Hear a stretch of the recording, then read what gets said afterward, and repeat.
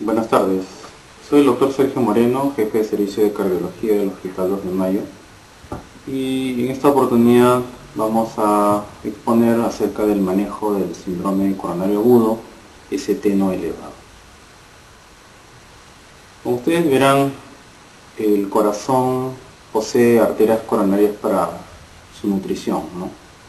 Estas arterias coronarias pueden sufrir enfermedad obstructiva, llamada la enfermedad aterosclerótica obstructiva o ateromatosa obstructiva, y cuya manifestación clínica es la angina de pecho, ¿no? Entonces, esta es una enfermedad crónica de las arterias coronarias que poco a poco va obstruyendo la luz de los vasos, ¿no? Y a medida de que va aumentando la obstrucción de los vasos, se va manifestando la enfermedad como angina de pecho, ¿no? Entonces es una enfermedad bastante larga y crónica y que puede bloquear en diferentes grados las arterias coronarias. Como ustedes pueden observar en este gráfico, pueden haber bloqueos tanto de la arteria coronaria izquierda como de la arteria coronaria derecha, ¿no? En diferentes porciones. Pueden ser obstrucciones proximales, pueden ser obstrucciones distales o pueden ser obstrucciones en la mitad del trayecto de los vasos epicárdicos, ¿no? Y las obstrucciones también tienen diferente grado de oclusión, pueden ser obstrucciones muy leves de 20-25%, o pueden ser obstrucciones bastante severas que pueden llegar hasta el 99% de oclusión de la luz del vaso, ¿no? Entonces, de acuerdo, digamos, a la severidad con que se manifieste estas obstrucciones, depende mucho de la sintomatología, ¿no? A veces el paciente puede estar asintomático con oclusiones leves, o puede estar en forma muy sintomática con obstrucciones ya severas casi del 99%, ¿no? Pero esta es, digamos, la parte crónica de la enfermedad. Esta parte crónica de la enfermedad puede ser interrumpida por fenómenos agudos, ¿no? Y eso es lo que nosotros le llamamos el síndrome coronario agudo. En este otro gráfico ustedes pueden observar la aterosclerosis coronaria en el tiempo, ¿no? Es una enfermedad que la presentan los pacientes de muchos años atrás y que su manifestación clínica es más que todo cuando el paciente ya tiene una enfermedad bastante avanzada, ¿no? Como pueden ver, este vaso coronario en un corte sagital, ¿no? Básicamente la enfermedad del endotelio empieza en forma muy temprana, ¿no? Pero todavía en ese momento no da muchos síntomas o casi ningún síntoma, ¿no? Pero a medida que van avanzando los años y van aumentando los riesgos coronarios a que son sometidos el paciente, como son por ejemplo la hipertensión arterial, la diabetes mellitus, el tabaquismo, la dislipidemia, entonces esa disfunción endotelial va progresando, ¿no?, a enfermedad coronaria obstructiva, constituida por una placa ateromatosa conteniendo colesterol, ¿no?, fagocitado por las células que están por debajo de la íntima, ¿no? Y va formando, digamos, una estructura que le llaman placa ateromatosa y que con el tiempo poco a poco va obstruyendo la luz del vaso, ¿no? Sin embargo, durante este proceso, digamos, crónico, puede ser interrumpido en algún momento y se puede producir una ruptura de esta placa, ¿no? Cuando esta placa ateromatosa se rompe, ¿no?, eso es lo que se produce el síndrome coronario agudo, ¿no? O sea, dentro del fondo de la enfermedad coronaria crónica, la ruptura de esta placa puede conllevar a un cambio brusco de la enfermedad, a una oclusión aguda del vaso y producir lo que le llaman el síndrome coronario agudo, ¿no? Entonces, básicamente el síndrome coronario agudo está bajo esta fisiopatología, ¿no?, la ruptura de la placa y la exposición de su contenido hacia la sangre que está, digamos, circulando a través de esa arteria coronaria, ¿no? Ahora, ¿qué cosa es lo que va, digamos, a modificar o cuál es el cambio que se va a producir cuando se rompe esta placa? Básicamente es por la debilidad de su capa más superficial, que le llaman la capa fibrosa. Esa capa fibrosa, a medida de que más inflamación haya intraplaca, ¿no?, va a hacerse más débil y se va a hacer más proclive a que se ulcere o que se rompa, ¿no? O sea, cuanto más inflamación hay dentro de la placa, más condiciones va a tener esa placa o esa capa fibrosa a adelgazarse, ulcerarse y a romperse, ¿no? Entonces, cuanto más rápido se rompe, más manifestación de enfermedad coronaria aguda tenemos, ¿no? En este otro cuadro, como ustedes pueden observar, en la primera parte del cuadro tenemos una placa ateromatosa con su capa fibrosa estable, ¿no? Pero esta placa se puede erosionar, ¿no? Se puede romper de acuerdo a la actividad inflamatoria dentro de la placa, ¿no? Y entonces cuando se abre, se exponen los contenidos a la circulación y empieza todo el fenómeno de la agregación plaquetaria, ¿no? Y de la aposición de fibrina junto con la plaqueta formando un trombo, ¿no? Entonces ese trombo, dependiendo de las condiciones que encuentre, puede tapar parcialmente la luz del vaso o puede taparla en forma completa, ¿no? Entonces el síndrome coronario agudo se manifiesta de esta manera, ¿no? Una erosión o ruptura de placa, exposición del contenido a la sangre, ¿no? Y se empieza a formar todo el fenómeno, digamos, de agregación plaquetaria, adhesión plaquetaria primero, agregación plaquetaria, después aposición de fibrina y la formación ya de un coágulo que puede tapar completamente el vaso o taparlo en forma parcial, ¿no? Entonces acá tenemos un gráfico ya más simple de una arteria coronaria con su placa de contenido lipídico, ¿no? Esta placa puede estar muchos años ahí en forma estable, ¿no? Pero cuanto más factores de riesgo coronario tenga el paciente, la capa fibrosa se va a adelgazar más y va a ser más proclive a que se rompa, ¿no? En este segundo gráfico, acá ya se rompió, digamos, la placa, se empieza a formar un trombo intraplaca inicialmente, ¿no? Pero este trombo puede progresar, ¿no? Y puede ya volverse un trombo intraluminal, ya produciendo una oclusión del vaso ya en forma un poco más importante, ¿no?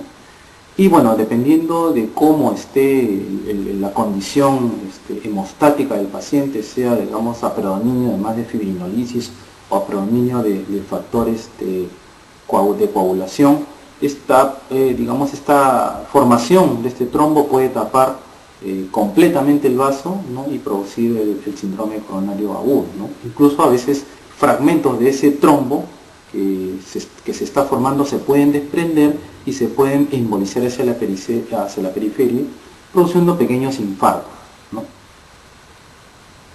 Entonces esta es la evolución del trombo que se forma cuando se rompe una placa, ¿no? En la parte de arriba se formó el trombo, ¿no? Después de la ruptura de la placa y tapó completamente el vaso, ¿no? O fíjense en la parte más inferior, se formó el trombo, ¿no? Pero ese trombo, a medida que se va formando, también se va alisando, ¿no? Dependiendo del estado, digamos, de coagulación y de fibrinolisis interna que uno tiene, ¿no? Y en este aspecto, el trombo no ocluye completamente el vaso, ¿no? Ese sería, digamos, el otro cuadro. Y en tercer lugar, ese trombo que se ha formado puede desprenderse fragmentos y producir embolización hacia zonas más distales, ¿no? Produciendo pequeños infartos, ¿no? Entonces estos, digamos, son los mecanismos involucrados en el síndrome coronario agudo, ¿no? Básicamente tenemos en primer lugar la trombosis, o la formación del trombo. Generalmente es que rápidamente ocluye el vaso y produce todo, digamos, la sintomatología de este síndrome, que dependiendo de cuánto de miocardio está comprometido puede producir una manifestación más grave o más leve, ¿no? Entonces la obstrucción mecánica dada también por la placa, más el trombo, es un mecanismo importante para disminuir todo el flujo sanguíneo coronario, pero también hay una obstrucción dinámica, ¿no? Una obstrucción dinámica, o sea, sobre esa placa va a haber un espasmo arterial, ¿no? Es lo que le llaman el espasmo sobre la placa, ¿no? Y eso también cierra más la luz de la arteria coronaria y va a producir mayor grado de perfusión coronaria con mayor isquemia, ¿no? El mecanismo inflamatorio es el mecanismo, pues, subyacente de toda esta patología, ¿no?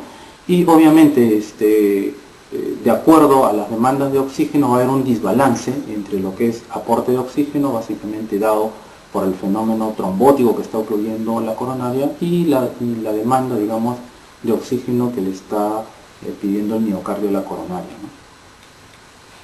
Entonces acá tenemos que básicamente la oferta de oxígeno a través de la coronaria que está obstruida, ¿no?, es lo que va, digamos, a producir mayor grado de isquemia en este caso, ¿no? Y de acuerdo también a la extensión del infarto, va a haber mayor demanda de oxígeno y se va a producir el desbalance, y ese desbalance se manifiesta finalmente con isquemia miocárdica, ¿no?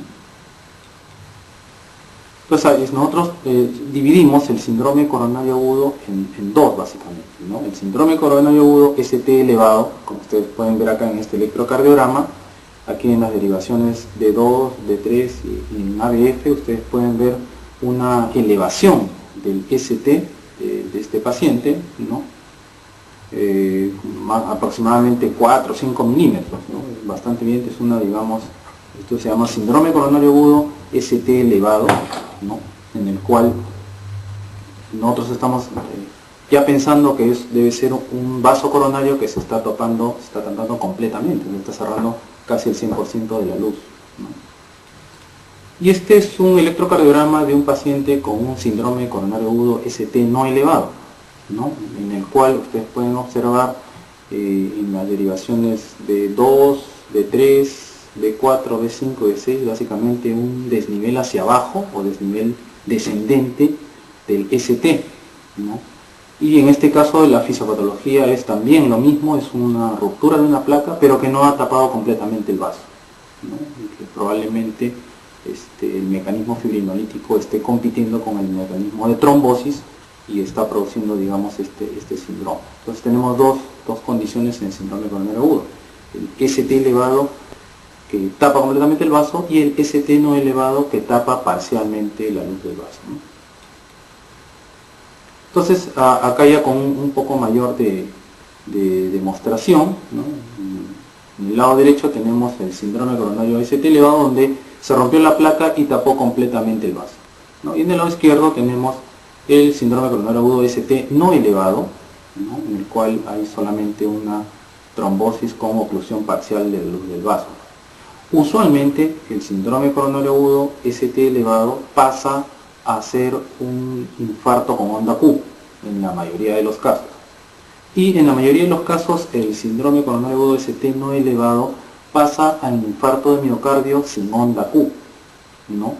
O también puede pasar este síndrome coronario agudo no elevado a angina inestable, siempre y cuando haya digamos, un mecanismo fibrinolítico interno importante que haga que no progrese este trombo, ¿no?, y que de repente lo puede estabilizar, ¿no?, sin que haya necrosis miocárdica, ¿no? Eso es lo que le llaman la angina inestable, ¿no? Entonces, en este cuadro de síndrome coronario agudo hay tres elementos importantes: el ST elevado, el ST no elevado, y dentro del ST no elevado está la angina inestable, ¿no? La diferencia con la angina inestable es solamente, también es un evento coronario agudo con la misma fisiopatología, pero no hay marcadores de necrosis miocárdica elevada, ¿no? O sea, en la angina inestable no hay necrosis miocárdica, pero sí hay todo este fenómeno de ruptura de placa y oclusión parcial de la arteria coronaria, ¿no? El cuadro clínico es muy variable, depende pues de la extensión de la isquemia que está produciendo, o sea, digamos, depende mucho de qué vaso coronario está obstruido, ¿no? Puede ser un vaso importante o puede ser un vaso pequeño, ¿no? Lo otro es si esta lesión es muy distal o si es muy proximal, también mucho depende de eso, del territorio de isquemia que está provocando, y puede producir el cuadro clínico. El síntoma fundamentalmente pues es el dolor torácico retroesternal, que puede tener irradiación a brazo izquierdo, mandíbula o al cuello, ¿no? Ese es el síntoma. En el examen físico también podemos encontrar una gama de signos, ¿no?, dependiendo pues de la extensión del miocardio, ¿no? Pues tenemos de repente una pequeña porción de miocardio isquémico, de repente no va a producir mucha signología, ¿no? Y al revés, si más bien tenemos un territorio amplio de isquemia, entonces ese paciente probablemente entre en falla cardíaca con todo, digamos, un síndrome florido de insuficiencia cardíaca aguda, ¿no? El electrocardiograma definitivamente que es útil para definir qué tipo de síndrome coronario agudo es, y los marcadores enzimáticos nos van a apoyar mucho en el descarte o en la afirmación o no de que el paciente está sufriendo una necrosis miocárdica aguda, ¿no? Ahora, durante La evaluación de este paciente va a ser sometido mucho a evaluaciones de riesgo, ¿no? A riesgo de enfermedad coronaria o a riesgo de muerte durante el evento coronario agudo, como vamos a ver más adelante, ¿no?